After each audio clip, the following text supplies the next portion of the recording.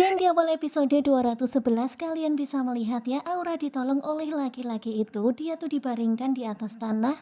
Kemudian terlihat Hani lewat dan laki-laki itu menghentikan Hani.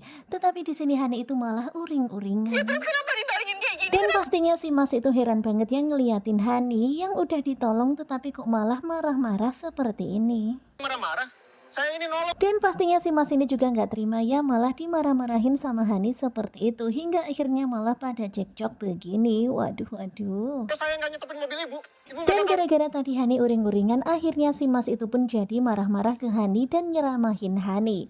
Dan akhirnya Mas ini tahu kalau ternyata Hani adalah ibu dari si Aura ini. Tanggung jawab nggak mau ngurusin anaknya. Ya begitulah ya, akhirnya si Mas ini nyeramahin panjang lebar ke Hani. Bisanya bikin anak aja tetapi nggak mau ngurusin. Waduh, waduh, akhirnya malah jadi panjang lebar. Saya nggak mau tanggung jawab. Dan memang benar-benar ya Hani ini juga, aduh udah ditolongin Eko malah seperti ini. Harusnya berterima kasih ya. Terus langsung ajalah OTW ke rumah sakit ataupun klinik, malah ribut. Sekarang bawa aja anaknya ke rumah sakit. Dan si Mas ini nggak mau memperpanjang keributan. Mas ini meminta kepada Hani untuk segera membawa Aura ke rumah sakit. Kemudian si Mas ini pun membopong Aura dan memasukkan Aura ke dalam mobilnya Hani. Kemudian Hani pun langsung OTW gaspol ke klinik terdekat. Saya tulis kok nolong anaknya, Mbak. Dan kemudian Hani pun meminta maaf kepada si Mas ini karena tadi dia sudah marah-marah. Kemudian Hani pun memberikan uang kepada si Mas ini, tetapi si Mas ini nggak mau menerimanya. Dan kemudian Hani pun berlalu pergi menuju ke rumah sakit untuk pengobatan Aura. Dan tak berapa lama kemudian Dian dan Tias pun datang.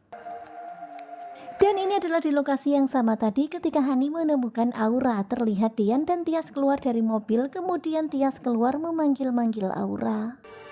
Aura. Tetapi sayangnya Tias dan juga Dian itu terlambat ya, terlambat beberapa detik saja. Hani sudah pergi berlalu membawa Aura untuk berobat. Saya yakin, Mas. Kemudian Tias berkata kepada Dian kalau dia sangat yakin tadi dia mendengar suara Aura di tempat ini. Tetapi Tias berusaha memanggil-manggil, tak ada sahutan dari Aura. Ini pasti di sini. Kemudian ketika ada orang yang lewat, Dian pun bertanya kepada orang yang lewat itu dengan menunjukkan foto Aura, tetapi ternyata orang itu nggak melihat Aura.